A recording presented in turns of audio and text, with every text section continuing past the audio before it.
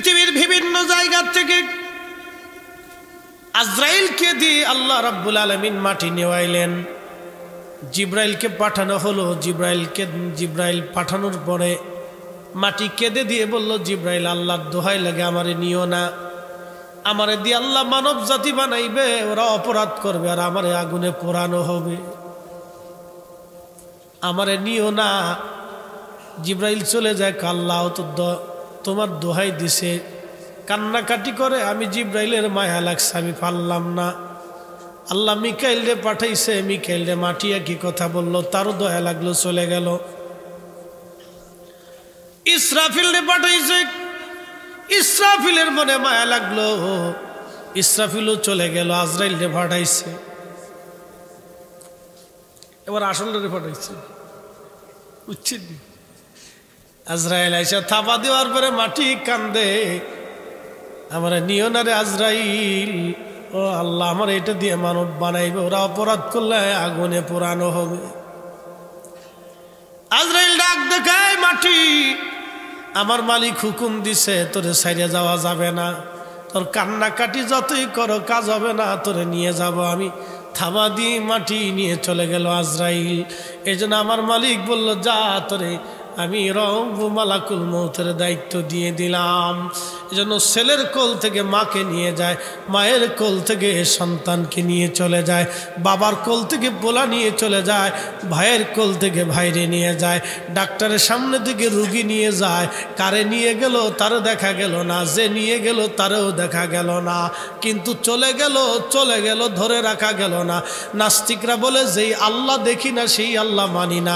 নাস্তিকদেরকে বলেন, ও নাস্তিক, মৃত্যু তুমি দেখো নাই, মৃত্যুর দূতরে তুমি দেখো নাই, আজরাইল দেখো নাই। মরণ নিয়ে গেল যেই রুহু, সেই রুহুটাও তুমি দেখলা না, যে নিয়ে গেল আজরাইল তারও তুমি দেখলা না। ওই মালিক আমার আল্লাহ আজরাইল বানাইলো, রুহু বানাইলো, জীবন বানাইলো, মৃত্যু বানাইলো, তুমি সেটাই দেখলা না। তার সুরত কি আকার কি আকৃতি তুমি দেখলা না, কিন্তু কোটি কোটি মানুষ কবরে চলে গেল, মরে গেল। যেই মৃত্যুরে আল্লাহ বানাইলো সেই মৃত্যুই তুমি দেখলা না, যে আজরাইল আল্লাহ বানাইলো সে আজরাইলও দেখলা না, যে রুহু আল্লাহ বানাইলো না সেটাই তুমি দেখলা না। তাহলে যায় বানাইলো সে আল্লাহরে দেখার বাসনা কেমনে করো? অতএব আমার আল্লাহ দেখার চিন্তা বাদ দিয়ে আল্লাহর কুদরতের চিন্তা করিয়া যাও। কথা কন ঠিক কিনা? নাস্তিকদেরকে বলে, না বেটা তুমি নিজেরে দেখছো কিনা আগে তাই আল্লাহ পরে দেখো। আমাদের ভিতরে যে আসল বস্তু আছে, ফরিদি সাহেব দেখা যায় না কিন্তু কথা বলতেছে। 50 বছর আগে ফরিদি সাহেবের অস্তিত্ব দুনিয়াতে ছিল না, 50 বছর পরে থাকবে না। কথা ঠিক কিনা? তো যার অস্তিত্ব ছিল না, যার থাকবে না, এটা নিয়ে বড়াই করার কি আছে? কি আওয়াল ভাই, কি কথা কন না কেন? ঠিক আছে না? এটা নিয়ে আমরা কিছু আছে? কিচ্ছু নেই। এটা নিয়ে আমাদের বড়াই করে কিছু নেই।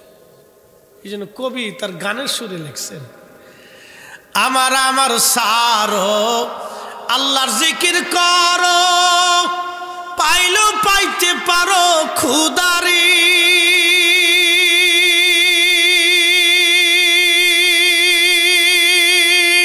ঠিক কিনা? ইউটিউবালারা করবে কি, এই গানটার কাইটিয়ে সারবো, সারি দেখো যে দেন ফরিদি সাহেব ওয়াজ করে না, খালি গান দেন। অথচ আমি যা আগে পরে কোরআন দিয়ে হাদিস দিয়ে আপনাদেরকে বোঝালাম, এটা করতে না। এই জাতি নিয়ে যে কি এক মহা মুসিবতের মধ্যে আছি তার কোনো শেষ নেই। বুঝতে পারছেন? ওরা সব কাইটিয়ে খালি এইটুক দিব, দেখেন কি সুন্দর গান গাইতেছে গো। সে যে গাক, তাহিরি ভাই হোক আর আমি ভাই হোক বা জিহাদি ভাই হোক বা ওই যে কি বলে আব্দুল হাদ জিহাদি ভাই হোক বা যেই হোক, বাংলাদেশের বক্তা। আমাদের এই যে চলে গেছে মিজান আজহারি সাহেব, তিনিও কিন্তু শেড টেড টানতেন। বাংলাদেশের কোনো বক্তাই, শোনেন আপনাদেরকে একটা কথা বলি, এই বক্তব্য হচ্ছে একটা জাদু, সেহের। আল্লাহ রসুল বলছে একটা সেহের, জাদুর মতো। পৃথিবীতে আগের নবীদের জমানাও ওয়াজ ছিল, বক্তব্য প্রদান করা হতো, সেমিনার হতো এরকম। মুসা আলাইহিস সালাতু ওয়াস সালাম ওয়াজ করতেন, ওয়াজ করতেছে, এমন সময় কারুন আইছে। কারুন আয়কা, মুসা প্রশ্ন আছে উত্তর দাও। এরকম ওয়াজ করতেছে, মুসা আলাইহিস সালাম উম্মতরে বুঝাচ্ছে। কারুন আয়কা, প্রশ্ন আছে উত্তর দাও। বলে কি উত্তর? কেউ যদি জেনা করে তার শাস্তি কি? কয় জেনার শাস্তি তো কঠিন। বিবাহিত লোক যদি জেনা করে তাহলে এই মাজা পর্যন্ত মাটির ভিতরে হুইতে পাথর মারতে হবে। আগে শরীয়ত তো খুব কড়া। তো বলতেছে তুমি যদি করো, আমি করলেও পাথর মারতে হবে, হত্যা করতে হবে। তো কারণে কয় তুমি তো অকাম করছো। বলে কেমনে? কই যে মহিলা একটা আইছে এই বেডির লোকে, বলে তুমি অকাম করছো, এই বেডির দরবার লয়ে আইছে। আহা, মুসা নবীর সাথে ফাজলামি। চিন্তা করতে পারছেন? মুসা আলাইহিস সালাম অস্থির হয়ে গেছে। সাথে সাথে সেজদার মধ্যে পড়ে যায় কি, ইয়া রব, ইয়া আল্লাহ, কোন মুসিবতের মধ্যে পড়লাম আল্লাহ। এখন যদি মনে করেন যে কোন এক বেডি দৌড়ে একা, হুজুর আপনি আমার লগে অকাম করছিলেন, কি কথা কর না, কে যুদ্ধ বেঁধে যাবে না? একদল কবে যে হুজুর করতেও পারে, এটা তো মানুষ। আরেক দল কবে না, হবেই না এটা। কি কথা কর না, কে দুই দলের ভিতরে হয়ে যাবে। আরে না, একদল কবে না এটা হইতে পারে, সে তো মানুষ, হুজুর তো হচ্ছে, তাতে কি হয়েছে, অকাম করতে পারে। বেডি কবে যে আমার সাথে সে অকাম করছে, এখন এই অকাম ছুটেই তৈরি আমারে ডিএনএ মেন আর কি কি জন্য আছে এগুলো টেস্ট মেস করা লাগবে না। কি কল এগুলো করতে করতে তো 2-1 সপ্তাহ যাইব। ততদিনে সারা দেশে বাইরে হুজুরে কাম করে ফেলাইছে, হুজুরে কাজ করে ফেলাইছে। তো তখন তো ডিএনএ মেনে সিস্টেম ছিল না। মুসা আলাইহিস সালাম সেজদার মধ্যে পড়ে গেছে। তো নবীদের জন্য সাহায্য দেয় কে?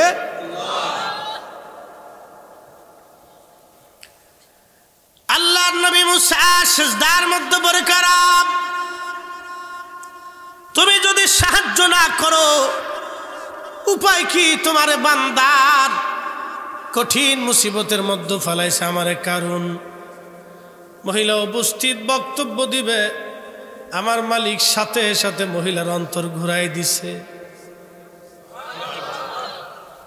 কারণে অনেক সম্পদের মালিক, 70টা উট লাগতো এই বেটার সম্পদের গোডাউনের চাবি বহন করার লেগে। এরকম ধনী সারা দুনিয়াতে পৃথিবীতে আর একটাও নাই, বর্তমানেও নাই। ওই যে এখন বর্তমানে ধনী কেডা? বিল গেটস না, আর একটা আছে কি মার্কস না কি মার্কস না কি মার্কস না বাক্স, হ্যাঁ ইলন মার্কস, এলিয়ন, ইলন, আচ্ছা যাই যে নামিও পুরা নাম করতে গেলেও তো জানা। ইলন মার্কস যত কোটি টাকার মালিক হোক, কারণের কাছে কিছু, তার গোডাউনের চাবি বহন করার লেগে 70টা উট লাগছে। বলি তার গোডাউন কত দিছি? একসাথে কইলেন আল্লাহু আকবার। এই কারণের কাছে মুসা আলাইহিস সালাম বলেন, কারণ যাকাত দাও। কত টাকা? বলে শতকরা 2.5 টাকা। কারণ চিন্তা করলো সর্বনাশ, এত টাকা মানুষের দেওয়া লাগবে। মুসা আলাইহিস সালাম ফাজলামি শুরু করছে, মুসা তোমার খেলা দেখাইতেছি। আল্লাহর নবীদের সাথে যারা ফাজলামি করছে তাদের কপাল পুড়ে গেছে, আল্লাহর ওলিদের সাথে যারা ফাজলামি করছে তাদের কপালও পুড়ে গেছে। বলতেছি মুসা আলাইহিস সালাম কারণ বলল, মুসা এই বেড়ির সাথে তুমি অকাম করছো। মুসা আলাইহিস সালাম বলেন, তাহলে বলো নারী, আমি কি তোমার সঙ্গে জেনা করছি কি?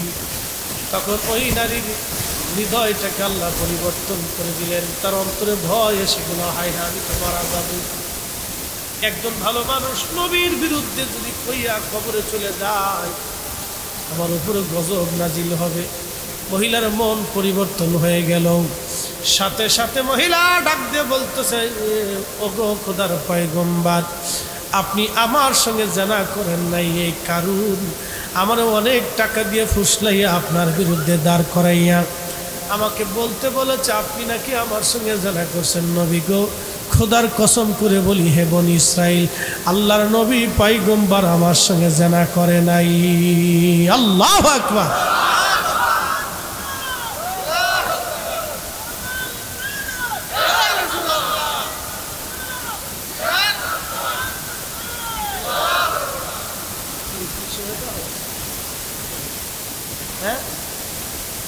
চোখ নাই কিন্তু অন্তরটা তো আছে, ওটা ঠিক কিনা? চোখ নাই কিন্তু হৃদয় তো আছে। কিছু মানুষের চোখ আছে কিন্তু হৃদয় নেই। ও বাড়িতে ঘুমাইতেছে, দাদা বাবা, দাদা খাওয়ার বাবা খাওয়ার কুত্তার ভুল খাওয়াচ্ছে, লঙ্কা তুলো তো ওর সাথে তুই কুত্তার ভুল খা, তুই ওটা খাইছিস ভু খা, শয়তান ভু খা। ওটা মানুষ যারা নেশা করে মানুষ, ও সমাজের কীট পোকা সার্প, কি কথা কর না কেন, সমাজ থেকে তাড়িয়ে, কথা বুঝতেছেন আপনারা? সমাজ থেকে তাড়িয়ে, ও থাকলে আমার সন্তানের ভবিষ্যৎ নষ্ট হয়। সমাজ থেকে বিতাড়িত, একবারে শিকড় থেকে উঠিয়ে এটা খবর দিয়ে দিত।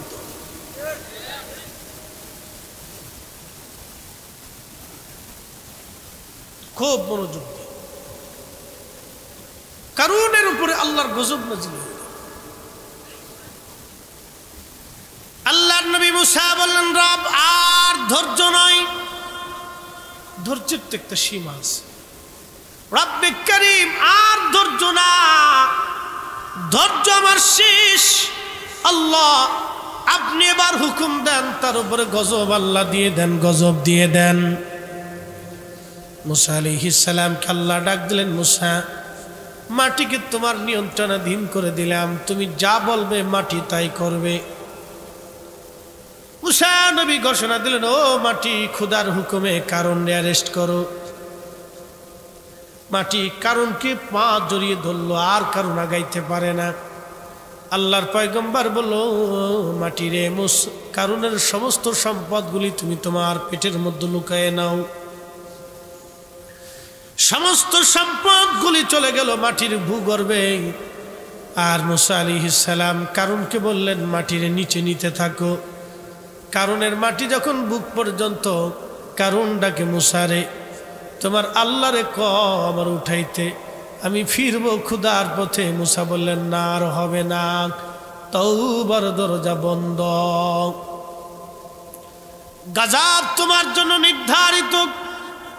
জমানার নবীর ইজ্জত নিয়ে তুমি সিনিমিনি খেলছ, মুসা হবে না। বাবা আপনাদেরকে আজকে বলে দিয়ে যায়, সিলেটবাসী, কোলাউড়াবাসী, আমার নবীর ইজ্জত নিয়ে যারা সিনিমিনি খেলে, তাদের কপালে শনি ছাড়া রবি নাই। কথা কন না কেন? হাই হাই হাই, তাদের কপাল দেখি বদনসিব, ও নিজেও বুঝে। সে আলেম না জালেম না জাহেল না ইমাম না মক্কা না মদিনা না বাইতুল আকসা না আজহার না মদিনা ভার্সিটি না মক্কা না ঢাকা না বাংলাদেশ না দারুল উলুম দেওবন্দ না বেরেলি, না কোন দরবার, না কোন পীর, না কোন উলামা, কোন বক্তা, কোন মুহাদ্দিস, না শাইখুল হাদিস, কোন প্রিন্সিপাল, না চ্যান্সেলর, কোন ব্যক্তি, মন্ত্রী, না এমপি। আল্লাহ কিচ্ছু দেখবে না, কিছুই দেখবে না। আল্লাহ মুহূর্তে শেষ। মুসা আলাইহিস সালামের ইজ্জতে হাত দিয়েছিল আমার রাব দুশমন কারুন, মাটি থেকে দাবাই নিয়ে যাচ্ছে। নবীজি বললেন, আহা, মাটি থেকে এত পরিমাণে নিতে থাকবে কিয়ামত পর্যন্ত, সপ্ত জমিনের নিচ পর্যন্ত মাটি থেকে নিতে থাকবে। একসাথে বলা যাবে না আল্লাহু আকবার? আপনারা জানেন, এই যে পৃথিবীর মধ্যে আছি, যে দুনিয়া, এই দুনিয়ার মতো আরো নিচে 6টা দুনিয়া আছে। সুবহানাল্লাহ বলা যাবে না? এই দুনিয়ার মতো আরো 6টা দুনিয়া নিচে আছে। যে আসমান আপনি দেখেন, এই আসমানের উপরে আরো 6টা আসমান আমার আল্লাহ বানাইছে।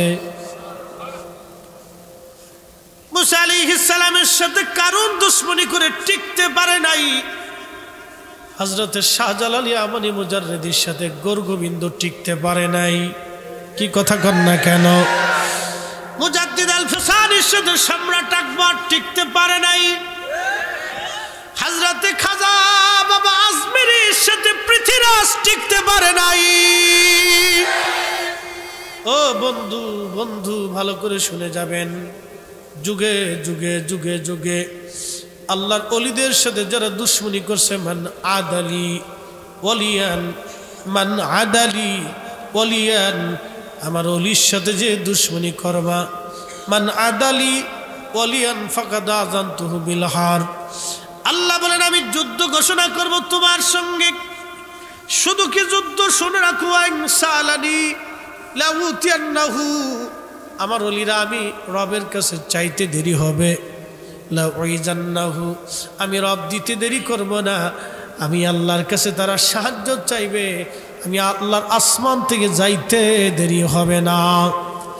এই জন্যে এই উপমহাদেশের মুসলমানরা কখনো তলোয়ারের জোরে জমিন দখল করতে পারে নাই। খাজা বাবা আজমিরি না আসলে মোহাম্মদ গুরি 1000 বার আক্রমণ করলো, এই দেশ দখল করতে পারতেন না। মুজাদ্দিদ খাজা আল ফিসানি যদি না থাকতেন, পৃথিবীর উপমহাদেশের সমস্ত মুসলমান মিলেও সম্রাট আকবরের এক চুল পরিমাণ লড়াইতে পারতেন না। সম্রাট জাহাঙ্গীরের সাথে মোহাম্মদ খান আফগানিস্তান থেকে এসে যুদ্ধ করে কখনো জয় করতে পারতেন না। হযরতে শাহজালাল আমনে মুজাররিদি না আসলে এই উপমহাদেশে গোরগোবিন্দরে তাড়ানো সম্ভব হতো না। বাজানো শুধু তলোয়ারের জোর না, আর একটা জোর আছে খুদাই জোর।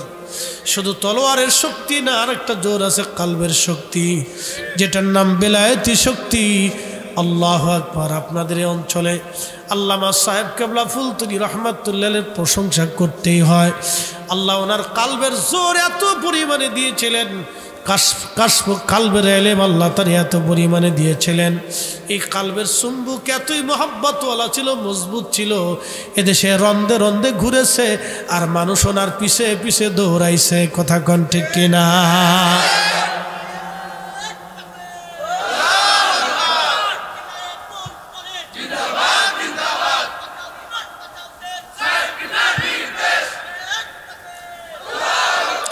এটার নাম হচ্ছে ইলমুল কলব।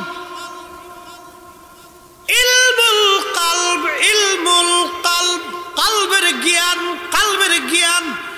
তিনি প্রকৃত আলেম, যার এলেমের সাথে সাথে ইলমুল কলব থাকে। ইলমুল কলব, ইলমুল কলব, ইলমুল কলব। বাবা যেটার নাম ইলমুল কলব, ইলমুল কলব, এই বিদ্যা বড় ইলমুন নাফি, বড় উপকারী জ্ঞান এটা। এই ইলমুল কলব যে ওলির কলবের মধ্যে ছিল, মানুষ তাদের দিকে আল্লাহ ঝুঁকাই দিয়েছে, মানুষ তাদের পিছে পিছে ঘুরঘুর ঘুরঘুর ঘুরঘুর করে গেছে, আপনি ফিরাইতে পারবেন না, অসম্ভব। যতই চেষ্টা করেন এদের থেকে মানুষ ফিরাইতে পারবেন না। আমার রাসূল কারীম এতই উন্নত কালবলা ছিল, উনি যখন বসতেন, আহা নবীর শান এসে গেল বলে দিয়ে যায়, উনি যখন বসতেন পাথরের মতো শক্ত হৃদয়গুলি, মানুষগুলি, দিলগুলি মোমের মতো নরম হয়ে যাইত। চিৎকার মেরে জোরে বলেন না ইয়া রাসূলুল্লাহ। এক সাহাবী এসে বলতেছে, হুজুর আমি 9টা মেয়ে সন্তানদের জীবন্ত কবর দিছি। অ্যাটেনশন, আপনাদেরকে বুঝাই। আপনার যাদের বাচ্চা আছে, সন্তান আছে, একটু হাত উঁচা করেন তো। যাদের সন্তান আছে, আচ্ছা হাত নামা। আপনার কলিজার টুকরা মেয়েটাকে আপনি একটা থাপ্পড় দিলে আপনার অন্তরে ব্যথা করে না? কথার উত্তর দেন, নাকি মারেন আপনারা? আপনার মেয়েটাকে যদি আপনি থাপ্পড় দেন, আপনার অন্তরের ভিতর ব্যথা করে না? এই ব্যথা কিন্তু কাউকে দেখানো যায় না, কিন্তু অশান্তি লাগতে থাকে। ওরে যত সময় খুশি না করবেন, তত সময় আপনার কাছে বেশি ব্যথা লাগতে থাকে। এটা কেন? এটা আমরা মানুষ। আল্লাহ আমাদের অন্তরের ভিতরে দয়া সৃষ্টি করে দিয়েছে, বিশেষ করে সন্তানের প্রতি পিতামাতার দয়াটা আরো বেশি। সাহাবী বলতেছি, ইয়া রাসূলুল্লাহ 9টা কন্যা সন্তান জীবন্ত কবর দিছি। কি বুঝলেন? তাহলে তার হৃদয়টা কত শক্ত ছিল, কত কঠিন ছিল, কত পাথর ছিল। সেই লোক রসুলের দরবারে বৈশা পাথরের দিলওয়ালা মানুষ আজকে মোমের মতো নরম হইয়া ডুকরে ডুকরে কাঁদতেছে বলে কি ভুল করছে।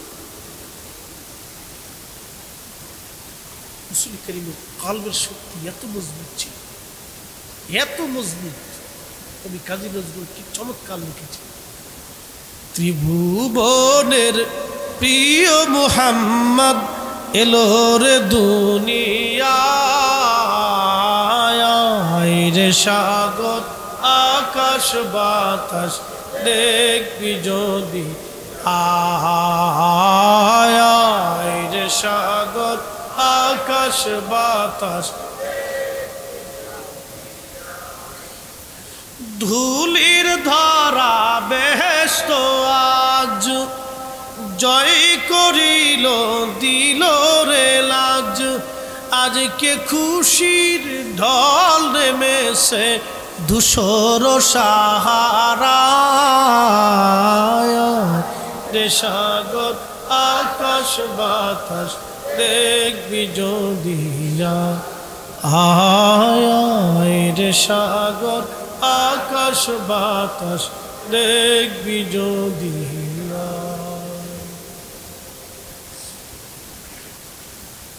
মুসলমান নবী ডাক দিয়ে বললেন, সাহাবী, 9টা সন্তান কবর দিছ, তোমার কি মায়া লাগে নাই? সাহাবী বলল, হুজুর, সর্বশেষ সন্তানের বেলায় আমার মায়া লাগছিল। ইয়া রাসূলুল্লাহ, সর্বশেষ সন্তান কবর দেওয়ার সময়, চাপা দেওয়ার সময় মায়া লাগছিল। হুজুর, আমার জীবনের অপরাধ কি মালিক মাফ করবে নি? আমার গুনাহ কি মাফ হবে নি? আল্লাহর নবী ডাক দেয় বলেন, সাহাবী, কালেমা পড়ার সঙ্গে সঙ্গে আমার মালিক তোমার সব গুনাহগুলি মাফ করে দিছে।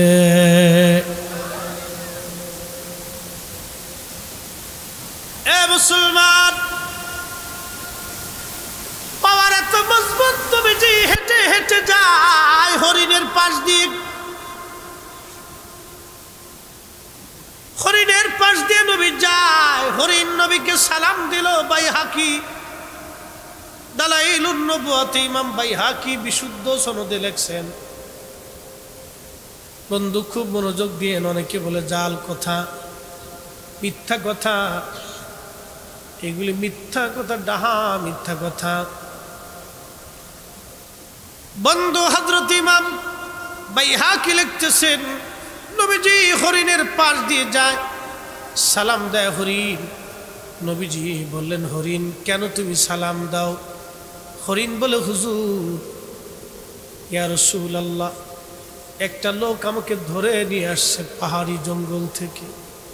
নবী গো, আমার 2টা বাচ্চা আছে, ইয়া রাসূলুল্লাহ, ওরা আমার বাচ্চা, দুধের জন্য ওরা কান্নাকাটি করতেছে। নবী, আমি মা, আমার অন্তরে ব্যথা লাগে, ইয়া রাসূলুল্লাহ, আপনি আমারে ছেড়ে দেন, আমার বাচ্চাদেরকে দুধ পান করাইয়া আমি মা হরিণ আবার আপনার কাছে ফিরে আসবো। হলো না? জোরে বলেন আল্লাহু আকবার। এটার নাম মা। সিলেটের বাসী, কুলাউড়াবাসী শুনিয়া যান, মা হরিণের কলিজার ভিতরে সন্তানের প্রতি এত দরদ। আহা, নবীজির মনে মায়া লেগে গেল। হরিণ, তুমি কি ফিরে আসবে? বলে, হ্যাঁ ইয়া রাসূলুল্লাহ, আমার বাচ্চাদেরকে দুধ পান করায় আমি হরিণ আবার ফিরে আসব। খুবই মনোযোগ দিয়ে কথাগুলি শুনে যাবেন। আল্লাহর নবী বাঁধন ছেড়ে দিলেন, হরিণ চলে গেল। খেয়াল করবেন, হুজুরের কলবের পাওয়ার এত মজবুত, একটা পশু পর্যন্ত নবীর কদম থেকে দূরে চলে যেতে চাইতো না। আল্লাহু আকবার। আরো জোরে বলেন আল্লাহু আকবার। নাম দয়া, দয়া, দয়া। নবী বলে মাল্লাম ইয়ারহামিন নাস ওয়া মাল্লাম ইয়ারহামিল্লাহ, যে মানুষকে দয়া করে না আল্লাহ তাকে দয়া করে না, যে মানুষকে দয়া করে না আল্লাহ তাকে দয়া করে না, যে মানুষকে দয়া করে না আল্লাহ তাকে দয়া করে না। আল্লাহর নবী বলেন আমার উম্মতরা তোমরা শোনো, আল্লাহ এই দয়া ভালোবাসাটাকে 100 ভাগে ভাগ করলেন। একটা ভাগ ভালোবাসা আল্লাহ তামাম মাখলুকের মধ্যে আল্লাহ বন্টন করে দিলেন, আর 99টা দয়া আল্লাহ তার নিজের কাছে রাখলেন। একসাথে জোরে বলা যাবে কি সুবহানাল্লাহ? এই 99টা দয়া দিয়ে আমার মালিক আমার আল্লাহ কিয়ামতের ময়দানে হাসরের মাঠে আমার আল্লাহ বিচার শুরু করবে। জোরে বলা যাবে কি মারহাবা? এক মহিলার একটা বাচ্চা মদিনার মেলার মধ্যে হারিয়ে গেল। মহিলা তন্ন তন্ন করে বাচ্চাটারে খুঁজে বাচ্চা পায় না। যখন বাচ্চাটা মার কাছ থেকে ফিরে পাইল, বুকের মধ্যে জড়িয়ে ধরে মা কাঁদে। আল্লাহ নবী দেখে বলে সাহাবীরা রে, ওই মহিলা বাচ্চাটাকে জড়ায় ধরে কেন কাঁদে? সাহাবীরা বলে ইয়া রাসূলুল্লাহ, বাচ্চাটা হারায় গিয়েছিল। বাচ্চাটা হারিয়ে যাওয়ার পরে বিরাট মেলা, মদিনাতে আগে অনেক বড় বাণিজ্য মেলা বসত। বিদেশ থেকে বিভিন্ন দেশ থেকে বাণিজ্য বহন নিয়ে আসা হইতো, বিরাট বড় বড় মেলা বসত। আল্লাহ নবী বললেন সাহাবীরা রে, ওই মহিলা বাচ্চাটারে পাইয়া কাঁদতেছে। কিসের জন্য কান্দে? বলে হুজুর বাচ্চা ফিরে কান্না করে। আল্লাহ নবী বলে সাহাবীরা, বাচ্চা ফিরে পাওয়ার আনন্দে মা কান্না করে, মা কান্দে। বাচ্চা ফিরে পাওয়ার আনন্দে মা কান্না করে। সাহাবীরা রে, তোমরা শোনো, এই মার মনে আল্লাহ দয়া দিচ্ছে। দয়াটাকে আল্লাহ 100 ভাগে ভাগ করে একটা ভাগ দয়াকে আল্লাহ তামাম সৃষ্টির মধ্যে করছে। সামান্য দয়া পাইয়া একটা মা সন্তান ফিরে পাওয়ার খুশিতে আত্মহারা হয়ে চোখের পানি ছেড়ে ছেড়ে মা কাঁদতেছে, খুশির আনন্দে কান্দে। এটা ব্যথার আনন্দ না, এটা ফিরে পাওয়ার আনন্দে। ফিরে পাওয়ার আনন্দে বাচ্চাটা কাঁদতেছে, মা কাঁদতেছে। সাহাবীরা রে, আমার আল্লাহর বান্দারা যখন গুনাহ করে সে আল্লাহ থেকে দূরে চলে যায়, দূরে চলে যায়, দূরে চলে যায়। গুনাহ করার পরে সে আল্লাহ থেকে জুদা হয়ে যায়, অনেক দূরে চলে যায়। যখন সে আল্লাহর দরবারে তওবা করে কান্দে, চোখের পানি ছেড়ে দিয়ে কান্দে রে সাহাবীরা। আল্লাহর বান্দা যখন রব্বে কারীমের দরবারে হাত বাড়ায় কান্দে, যখন বান্দা বারবার মাফ চায়, আল্লাহর মনে মায়া লাগে। আল্লাহ রহমতের দরিয়ার মধ্যে ঢেউ খেলতে থাকে। আমার মালিক এই বাচ্চা ফিরে পাওয়াতে মা যেমন খুশি, আমার আল্লাহ বান্দা তওবা করার সঙ্গে সঙ্গে, ক্ষমা চাওয়ার সঙ্গে সঙ্গে আমার আল্লাহ এই মায়ের চাইতে 99 গুণ বেশি খুশি হইয়া বান্দারে রহমতের কোলে টান দিয়ে নিয়া আমার আল্লাহ বান্দারে আদর করিয়া তার জীবনের গুনাহগুলি মাফ করিয়া দেয়। হ্যাঁ, চিৎকার মেরে বলেন আল্লাহু আকবার। قل يا عبادي الذين اسرفوا على أنفسهم لا تقنطوا من رحمة الله।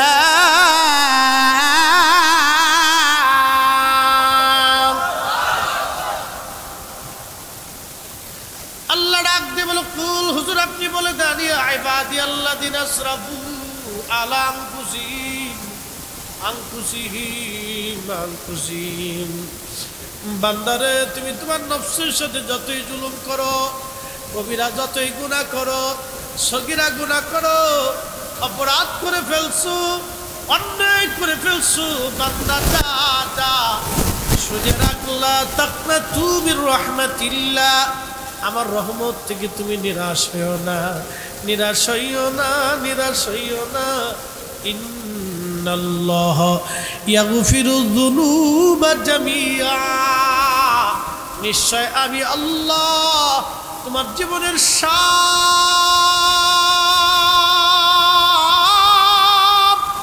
গুনাহগুলি মাফ করে দিব। এই জন্য আমার দেশে যারা দোয়া মানে না ও কপাল পুরা,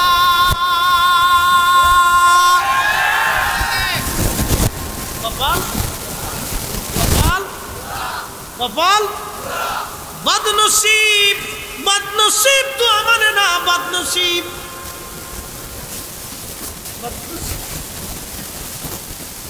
কপালের উপরে খাটা পড়ছে,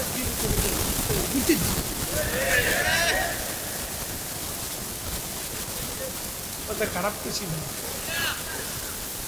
এর চেয়ে ভালো কথা আমার কিছু না। আল্লাহ কত সহজ আল্লাহর এই কথাগুলি শুনলে শরীরের ভিতরে আল্লাহ রহমতের প্রশ্ন আল্লাহ ঠিক কিনা আমার কত আশা,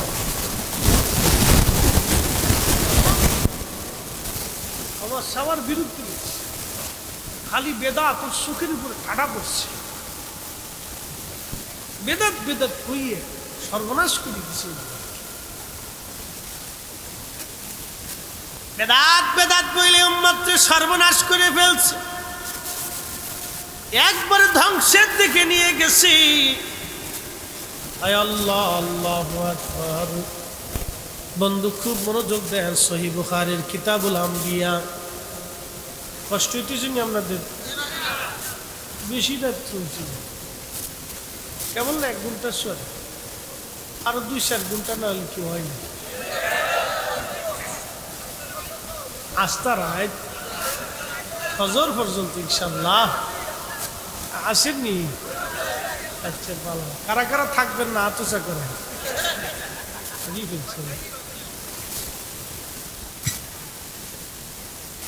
শোনেন, এই একটা কথা আজকে দিয়ে একটা কথা শুনে আজকে এক রুগী ডাক্তারের কাছে যা করতেছে, স্যার আমার খুব শরীরটা অসুস্থ, আপনি একটু প্রেসক্রিপশন করে দেন। তো ডাক্তার খুব চেকআপ টেকআপ করে মাইক্রোজুপের দেখে বেড়ে 120 কেজি উঠছে। 120 কেজি মানে 3 মণ, বাড়ির কাছে কথা না, বিরাট মোটা মোটা। তো ডাক্তার একটু প্রেসক্রিপশন লিখে, প্রেসক্রিপশনটা সুন্দর করে লিখে এই ভাস করে দিয়ে যান প্রেসক্রিপশন দিয়ে দিছি, যা যা দিয়েছি ভালো করে যা আমল করি। তো প্রেসক্রিপশন নিয়ে চেম্বার থেকে বেরোয় দিয়ে আবার ভিতরে ঢুকছে। ঢুকে কয়, স্যার আমি প্রেসক্রিপশনটা বুঝি নাই। বলে কি বুঝেন নাই? আপনি লেখছেন সকালে 2 রুটি, দুপুরে 2 রুটি, রাত্রে 2 রুটি। তো কি বুঝেন নাই? স্যার আমি সকালবেলা নাস্তা করি 12টা রুটি দিই। এখন এই 2 রুটি কি 12টা খাওয়ার আগে খাবো না 12টা খাওয়ার পরে খাবো? কি রাক্ষসের রাক্ষসী থেকে। তো আপনারা যদি এইভাবে আমার ওয়াজ বুঝে, তো আমার ওয়াজ শেষ। ওয়াজ বুঝে পারি যেতে। ক্ষমার ঘোষণা কার? জোরে বলেন। ক্ষমা চাবে কে? আল্লাহ চাইব। ক্ষমা চাবে কে? ক্ষমা করবে কে? যারা চায় না, চাইতে দিবার চায় না, চাইতে বাধা প্রয়োগ করে, সব হলো শয়তানের দালাল। কতক্ষণ ঠিক কিনা? সব ইবলিসের দালাল। ওরা যতদিন আছে ইবলিসটা আমার আর কোনো কাজ, ওরা দুলাভাইরে কাজ চালায়। বুঝতে পারছে? খুব সাবধান।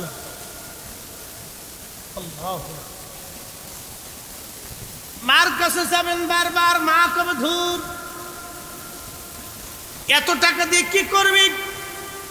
2 দিন 3 দিন পরে মা রাগ করবে। বাবার কাছে যাবেন, বাবা রাগ করবে। কিন্তু একজনের কাছে না চাইলে সে রাগ করে। দুনিয়ার সবার কাছে যাবেন, রাগ করবে, কিন্তু একজনের কাছে চাইলে যিনি রাগ করে না তিনি আল্লাহ। মাল্লাম ইয়াসালিল্লাহ ওয়ারগা বিলাইহি, সহি বিশুদ্ধ হাদিসে নবী বলতেছেন, শোনো উম্মতেরা রে, আমার রব আমার আল্লাহ বলছেন যদি না চাও তো আল্লাহ বেজার হয়ে যায়। উদউনি আস্তাজিব লাকুম, আমার কাছে তোমরা চাও আমি দেব। ইন্নাল্লাযীনা ইস্তাকবিরুনা আন ইবাদাতি সায়াদখুলুনা জাহান্নামা দাখিরিন। আল্লাহ বলেন যদি আমার কাছে না চাও, যদি এই ইবাদত থেকে নিজেকে গুটাও, আর দুআউ ওয়াল ইবাদত, ইবাদত থেকে যদি নিজেরে গুটায় নাও, আমার মালিক আমার আল্লাহ বলতেছেন, দুনিয়ার মানুষ তোমরা শুনে নাও, আমি আল্লাহ তোমাদেরকে অচিরেই অপমান আর অপদস্থ করে তোমাদেরকে আমি মালিক জাহান্নামের আগুনের মধ্যে পুরাইব, অপদস্থ করে জাহান্নামের ভিতরে আমি আল্লাহ দিয়ে দিব। তাহলে রবের কাছে চাইলে খুশি হয় কে? আল্লাহ যদি খুশি হয় তাহলে কি ঘন ঘন চাবো না বাদ দেব? তাহলে বলেন মুনাজাত হবে কি হবে না? জোরে বলেন, জোরে বলেন, হবে কি হবে না? ওর বেদাতের গোষ্ঠী কিলাই কি কথা কন না কেন? আল্লাহর কাছে চাওয়ার জন্য আবার বেদাতের ফতোয়া কিসের রে বেটা? ওর বেদাতের গোষ্ঠী কিলাই, ওর বেদাতের গাঠটি নিয়ে ও খেতার নিচে নিয়ে শুয়ে থাকুক, কম্বলের নিচে নিয়ে উতাই থাকুক, ওই বেদাতের ফতোয়া দেখার টাইম আমাদের না। কত ক্লিয়ার না? ভেজাল আছে?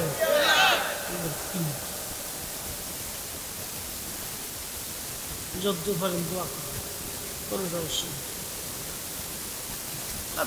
লেটা কথা কোথার থেকে একটা আসে, আইয়েই সমাজের ভিতরে একটা বিশৃঙ্খলা অশান্তি এই তৈরি করতেছে।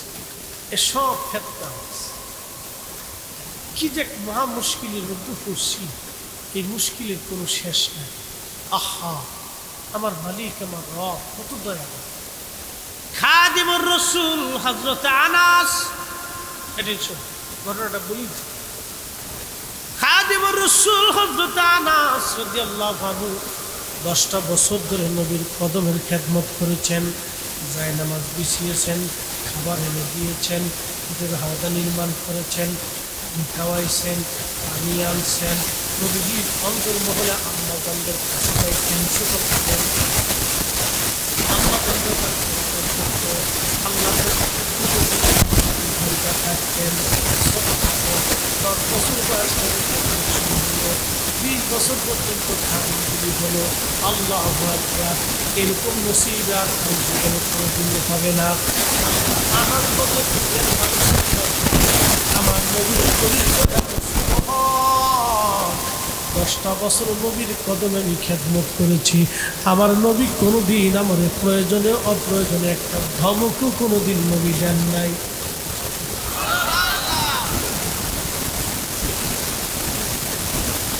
কি নবীর নবী, কি উন্নত কলবলা নবী! ওয়া ইন্নাকা লাআলা খুলুকিন আযীম, মহান চরিত্র ওয়ালা নবী। আল্লাহ কোরআন বলতেছেন, মাইয়ুতি'আর রাসূল ফাকাদ আতা আল্লাহ, আমার এই নবীর ইত্তেবা হয়ে গেলেই আমি আল্লাহর ইত্তেবা হয়ে যাবে। ত্রুটি খাতা বিচ্যুতি আই কিচ্ছু ছিল না।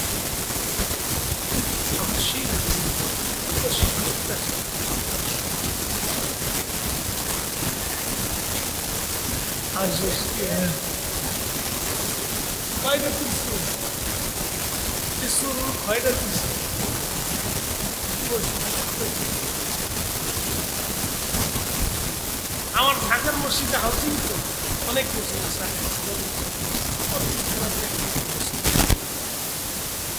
একটু দাম হিসাব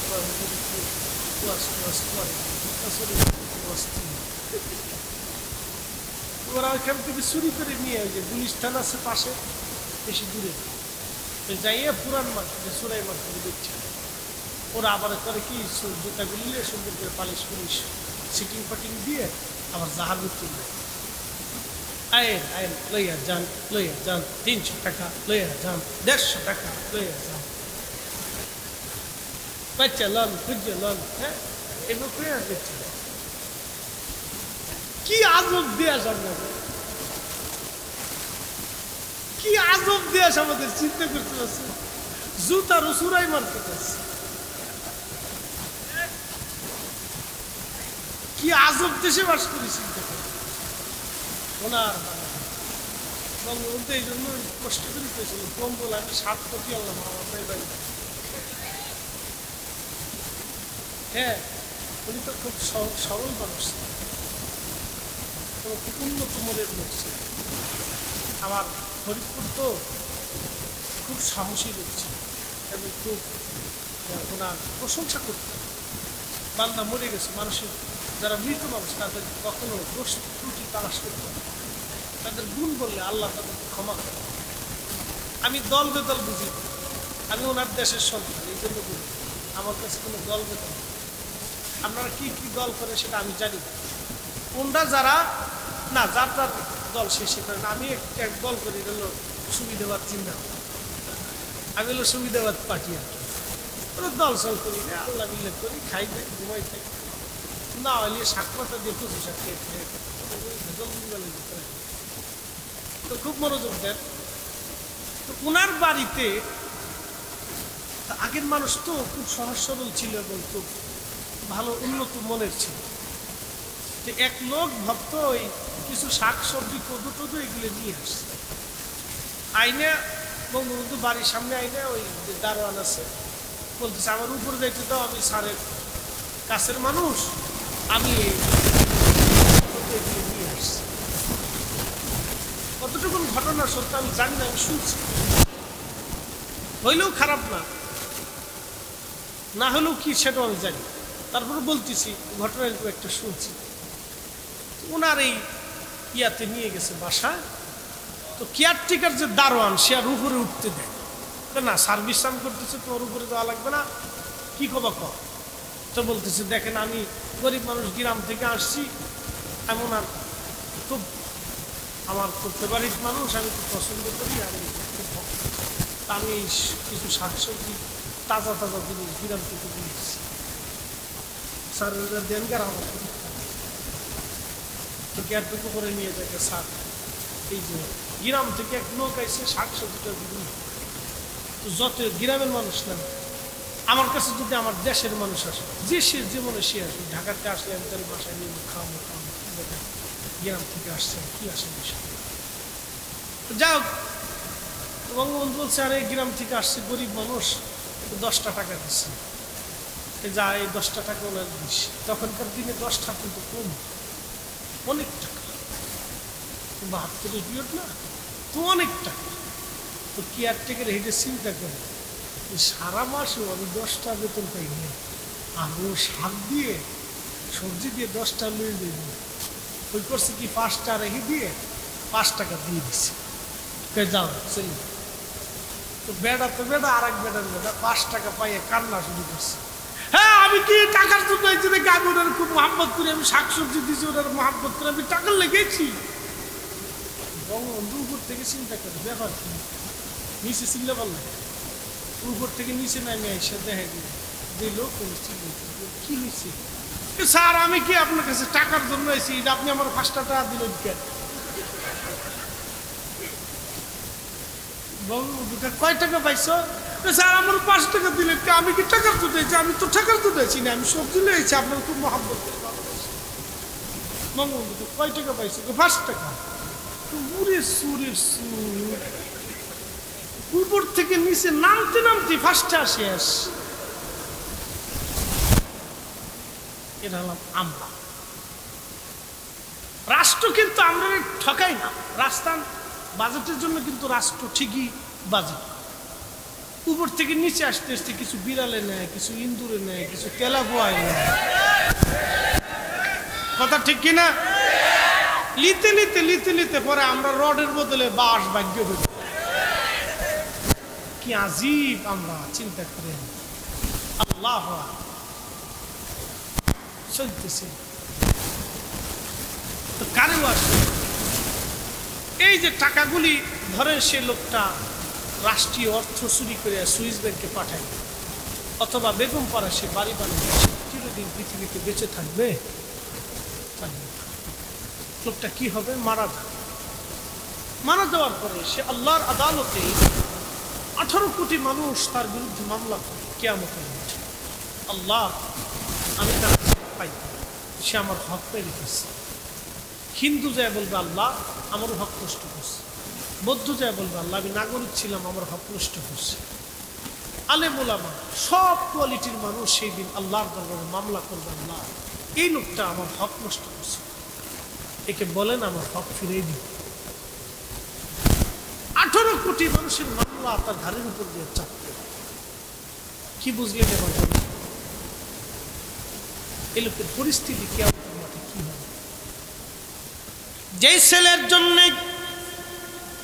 যেই মেয়ের জন্য, যেই বিবির জন্য 18 কোটি মানুষের মামলা কাঁধে নিল, সেই মেয়েটা, সেই সন্তান, সেই বিবি কিয়ামতের ময়দানে 4 পয়সাও কাজে লাগবে না, লাগবে না, লাগবে না। জিন্দেগি বরবাদ, জিন্দেগি বরবাদ, আখেরাত বরবাদ হয়ে গেল। জিন্দেগি তোর চাইরে ফাঁকি দিয়া সোনার আদম, জিন্দেগি তো যায় ফাঁকি দিয়া। ও আদম রে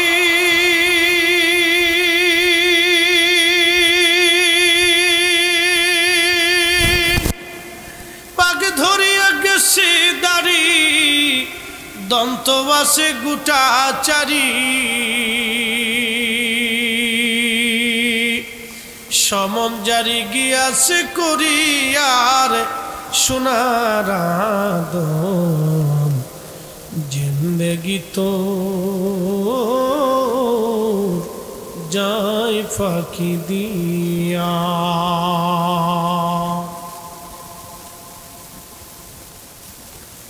18 কোটি মানুষ মামলা দিবে সেই দিন। ফেরেশতারা দৌড়ে আসবে, রব এ বান্দার পাওনাদারের কোনো শেষ নাই। আল্লাহ, কোটি কোটি মানুষ তার পাওনাদার। আল্লাহ বলবেন ফেরেশতারা রে, তার জীবনের যত নেক আমল আছে এই নেক আমল থেকে পাওনাদারদের পাওনা মিটাইয়ে দাও। পাওনা মিটাইতে মিটাইতে দেখা যাবে তার আমল নামায় কোনো নেকি নাই। ফেরেশতারা দৌড়ায় যাবে, মালিক তার আমল নামার মধ্যে কোনো নেকি নাই গো আল্লাহ, এখন কি করব? আল্লাহ ডাক দেয়া বলবে, বান্দা ফেরেশতারা রে, পাওনাদারদের গুনাহগুলি এ বান্দার আমল নামায় চাপায় দাও।